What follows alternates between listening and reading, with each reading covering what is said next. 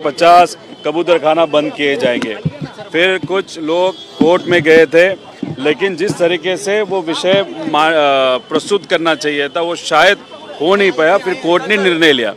Court का हम सब आदर करते हैं, लेकिन ये जो परंपरा है उस परंपरा के बारे में भी सोचने की ज़रूरत है। और दूसरा हमारा कहना है कि इनको पर्यायी व्यवस्था करना बहुत इम्पोर्टेंट है। अगर ये जो प्रोसेस था, ये प्रोसेस अभी बंद हो गया तो शायद ये जो कबूतर है मर भी जा सकते हैं, बहुत बड़ा प्रॉब्लम हो सकता है। तो गवर्नमेंट के माध्यम से, महानगर पालिका के माध्यम से कोई और जगह पे जहाँ पे पार्क हो या कहीं और इनका कुछ आप प्रोविजन कर सकते हो, ऐसे हम सबकी भूमिका है।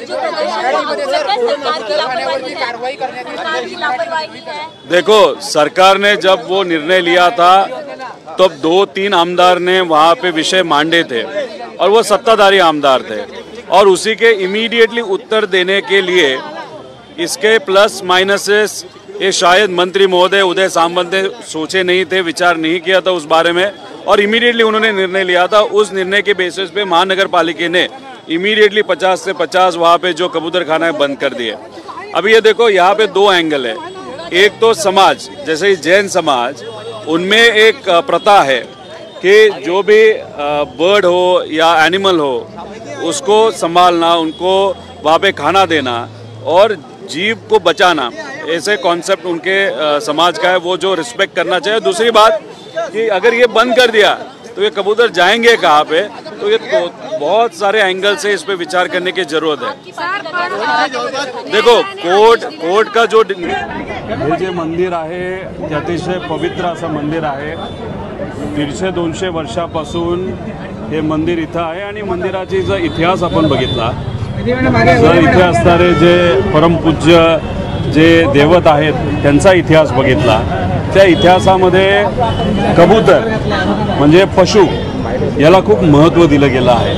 अनेक वर्षांपासूनची ही परंपरा आहे। इथं असणारी लोक सर्व समाजाची, फक्त जैन समाजाचे इथं लोक येतात असं नाही, हिंदू समाज असू द्या, मुस्लिम समाजसुद्धा अनेक मोठ्या संख्येने इथे येऊन इथं असणाऱ्या पशुला एक अन्नदान तिथं करतात। कोर्टाने जो निर्णय घेतला त्या कोर्टाच्या निर्णयाच्या विरोधात इथं कुणीही नाही। फक्त हे जे पशु आहे ते मेलं नाही पाहिजे। इथं जर बघितलं तर इथे असणारे जे धार्मिक लोक आहेत, सामाजिक कार्यकर्ते आहेत, महिला, त्यांनी इथं जे आजारी असणारे पशु आहेत त्यांना एकत्रित केलं, मरू नये म्हणून ते प्रयत्न तिथं करत आहेत। आणि जे मेलेत पशु त्यांचंसुद्धा विधिवत जे काही गोष्टी कराव्या लागतात त्या ठिकाणी तिथं केलेल्या आहेत। लोकांची भावना एवढीच आहे, पशु फक्त इथं मेलं नाही पाहिजे। याच्यात काल मंत्री महोदयांबरोबर त्यांची बैठक झालेली आहे।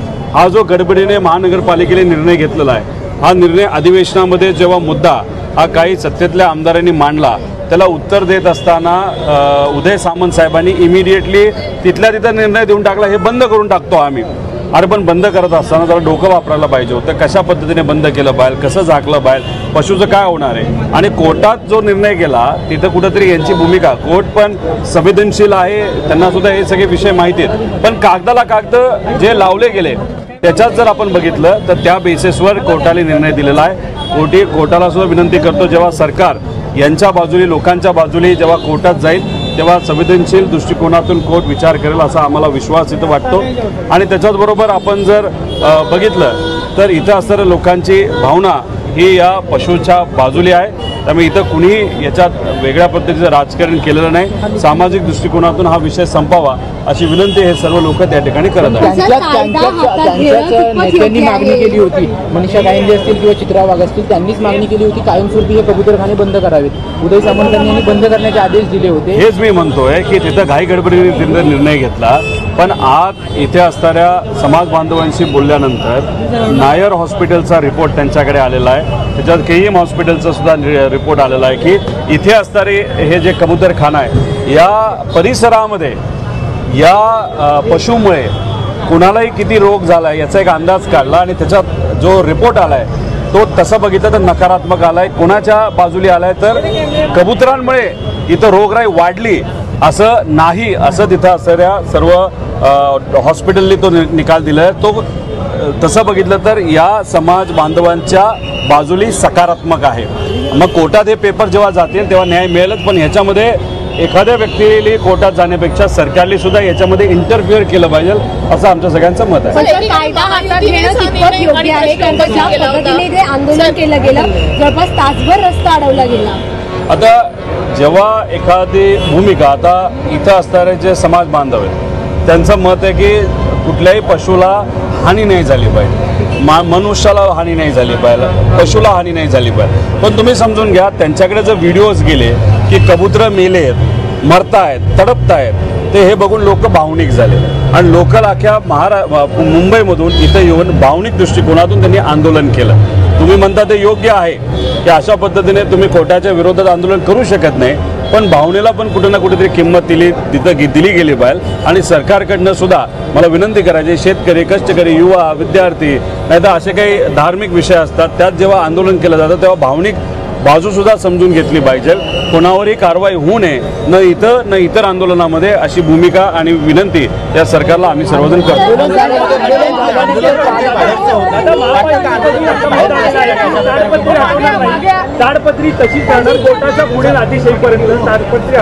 त्यामुळे लवकरात लवकर कोर्टामध्ये जाण्याची जरूरत आहे. नायर रिपोर्ट आणि KEMचा जो रिपोर्ट आहे तो तिथं सबमिट केला तर कोर्टसुद्धा संवेदनशील दृष्टिकोनातून निर्णय देईल असं आम्हा सगळ्यांना वाटतं. इथं आल्यानंतर कुठल्या तरी मंत्र्यांनी अशी भूमिका मांडली की बाहेरून लोक आली असतील. एक समजून घ्या की इथं असणारे लोक कदाचित काल मुख्यमंत्री साहेबांना भेटायला गेले, त्यानंतर त्या इथं असणाऱ्या देवस्थानाच्या लोकांबरोबर त्यांची चर्चा झाली. पण असे 52 कबूतरखाने आहेत या मुंबईमध्ये आणि कदाचित काल परवा असा निर्णय समाज बांधवांचा, हिंदू संघटनेचा तिथं झाला होता की आपल्याला एकत्रित रस्त्यावर यावं लागेल. पण काल निर्णय चर्चा झाल्यानंतर आंदोलन आपण केलं नाही पाहिजे, नाही तर झालं नाही पाहिजे या दृष्टिकोनाचा काल निर्णय घेतला गेला. पण जे रिपोर्ट, नाहीतर आधी जो संदेश गेला होता की आपल्याला एकत्रित यावं लागेल या पशूंच्या वतीने, त्यामुळे कदाचित या मंदिराची लोक इथं नसले तरी इथं या मुंबईमध्ये राहणारे जो जैन समाज आहे, हिंदू समाज आहे, तो माणुसकीच्या नात्याने पशुच्या बाजूली इथं एकत्रित आंदोलनाला आले. त्यामुळे बाहेरून आले म्हणजे काय पाकिस्तानातून तर नाही आले ना, इथली लोक आहेत. त्यामुळे राजकीय याला वळण न देता आम्ही सुद्धा राजकीय वळण इथं देत नाही. आमचं फक्त म्हणणं आहे, भावना समजून घ्या, सरकारकडनं इंटरफिअर करा आणि कोर्टात या लोकांची बाजू मांडा पशूंच्या बाजूली. आणि कोल्हापुरात सुद्धा आमची हीच भूमिका आहे. गजलक्ष्मी जी आहे, जे हत्ती आहे, त्यांच्या बाजूली सुद्धा भूमिका मांडत असताना बलाढ्य शक्तीच्या विरोधात तिथली लोक कोर्टात लढत आहेत. त्यामुळे सरकारने त्याच्यात जर इंटरफिअर केला आणि त्या परिवाराला सुद्धा, मोठ्या परिवाराला विनंती केली, तेही परिवार समजून घेईल. इंटरफिअर करणं सरकारचं फार महत्त्वाचं आहे. राजकीय भूमिका घेण्यापेक्षा काहीतरी करा एवढीच विनंती सरकारला आम्ही करतो. हत्तीचा विषय बाजूला ठेवण्यासाठी कबुतराचा विषय आला असा देखील राजकीय आरोप होतो. असं कोण म्हणलं की कोल्हापूरची जी लोक आहेत ते काय विषयाला विसरलेत का? अजिबात नाही. लाखो लोक एकत्रित तिथे येतात. आता एका हत्तीसाठी तिथं जैन समाज तर पुढे येतोच, पण जैन समाजाला हिंदू परंपरेप्रमाणे, भारतीय परंपरेप्रमाणे इतर समाजांनी सुद्धा पाठिंबा दिला. त्यांचं मत एवढंच होतं की हे अनेक वर्षांपासूनची परंपरा आहे, ती तशीच राहिली पाहिजे.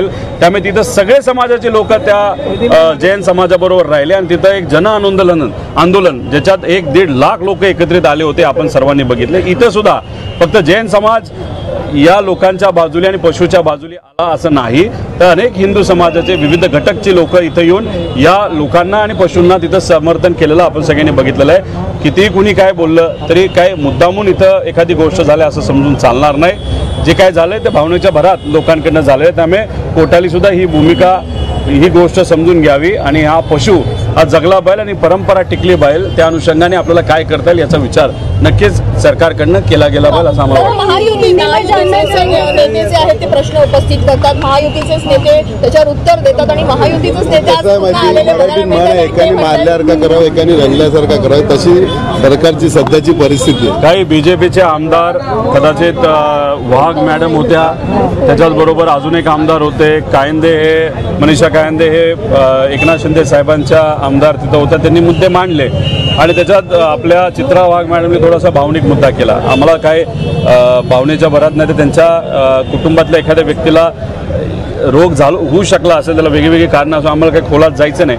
पण जेव्हा उदय सामंत साहेबांनी निर्णय घेतला त्यांनी थोडा विचार करायला पाहिजे होता की लगेच बंद करतो असं बोलण्यापेक्षा त्यांनी असं सांगायला पाहिजे होतं की आम्ही बंद करतो, पण तिथं असणाऱ्या पशुला जी काही सवय अनेक शेकडो वर्षांपासून लागलेली आहे तिथे येऊन खाण्याची, ते जर अचानक बंद केलं तर पशु कन्फ्यूज होतील, कुठं जायचं हे कळणार नाही आणि त्यात कदाचित पशुचा मृत्यू होऊ शकतो. त्यामुळे फेज वाईज एक कुठंतरी दुसरीकडे पर्याय व्यवस्था करत हे फेज वाईज बंद केलं असतं तर कदाचित इथं असणाऱ्या जैन समाज आणि हिंदू समाजाची भावना सुद्धा कुठंतरी ती समजून घेण्याची असली असते. पण अचानक फुल स्टॉप केल्यामुळे सगळंच बिघडलं आणि पशु मरायला लागले आणि ते मेलेले आणि तडपणारे पशु बघितल्यानंतर लोक भावनिक झाले आणि इथं त्यांनी आंदोलन दुहेरी भूमिका नाही वाटत, कारण निर्णय हाच घेतलेला आहे, महायुतीनेच घेतलेला आहे आणि दुसरीकडे महायुतीचेच नेते म्हणतात की पुन्हा विचार करणं. भाजपचं कसं आहे माहिती आहे का, त्यांनी एखादा निर्णय घेतल्यानंतर अंगलटी आला तर लगेच ते कुठेतरी झटकवण्याचा प्रयत्न नाही तर दुटप्पी भूमिका घेण्याचा प्रयत्न तिथं करतात.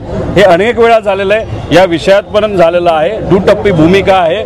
आधीच हा निर्णय घेत असताना जरा विचार करून घ्यायला पाहिजे होते. अनेक जैन समाजाचे आमदार हे भाजप बरोबर आहेत, त्यांनी तिथं मुद्दा बोलायला पाहिजे होता.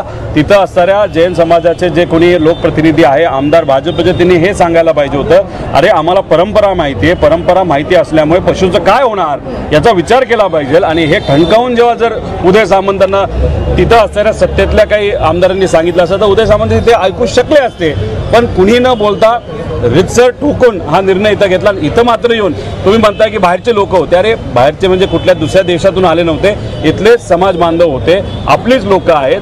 पशूंच्या बाजूने परंपरेच्या बाजूने लढत असतील तर तुम्ही त्यांना बाहेरचे आहेत असं बोलून त्यांना परके बनवत आहेत. म्हणजे फक्त या मंदिराचा जैन समाज हा तुमचा समाज आणि जो इतर भागातून मुंबईतून आलेला जैन समाज या आंदोलनाला पाठिंबा देण्यासाठी तो परका समाज असं आपण म्हणत आहात का, हे कुठेतरी लोढा साहेबांनी स्पष्टपणे लोकांना सांगावं. बेस्ट महाव्यवस्थापन अनेक दिवसांपासून खाली होतं, ते त्याची नियुक्ती जी आहे ती आज करण्यात आली, परंतु असा गोंधळ झालाय, मुख्यमंत्र्यांनी एका अधिकाऱ्याचे आदेश काढलेत आणि सामान्य प्रशासन विभागाच्या वतीने दुसऱ्या अधिकाऱ्याचे आदेश, एकाच दिवशी 2 GR निघालेले आहेत. नाही, कदाचित मंत्री महोदयांनी वेगळा आदेश काढला असेल, कारण सामाजिक प्रशासन मुख्यमंत्र्याच्या अंतर्गतच येतं आणि जर सामाजिक प्रशासनाने वेगळा आणि मुख्यमंत्र्यांनी वेगळा काढला असेल तर या सरकारमध्ये चाललंय तरी काय असा प्रश्न निर्माण होतो. म्हणजे अधिकाऱ्यांची मनमानी एका बाजूला सुरू आहे, मंत्र्यांचं काय चाललंय मंत्र्यांना तिथं माहीत नाही. मुख्यमंत्री हे राजकीय दृष्टिकोनातून कुठेतरी बिझी आहे. आता कल्याणमध्ये सुद्धा तिथं असणारे काही लोक आंदोलन करत आहेत एका कॉन्ट्रॅक्टर आहेत, एका बिल्डरच्या विरोधात. सरळ सरळ लोकांच्या बाजूली भूमिका घेणं हे महत्त्वाचं होतं. मुख्यमंत्री साहेबांनी आदेश दिले की लगेचच्या लगेचच्या बिल्डरवर कारवाई करा, पण ते बिल्डर आहे एकनाथ शिंदे साहेबांच्या पक्षातला एका व्यक्तीचा फार जवळचा, त्यामुळे तिथले पोलीस काय कारवाई करेना. म्हणजे मुख्यमंत्री कोण, तर होम मिनिस्टर, त्यांनी आदेश देऊन सुद्धा जो तिथं ठाण्यामध्ये त्या कल्याणमध्ये आदेश ऐकला जात नसेल तर याच्यावरनं एवढंच कळतं की सामान्य लोकांचं सोडा, जे आपले होम मिनिस्टर आहेत त्यांचं सुद्धा पोलीस प्रशासन दुर्दैवाने ऐकत नाही गरिबाच्या बाजूने.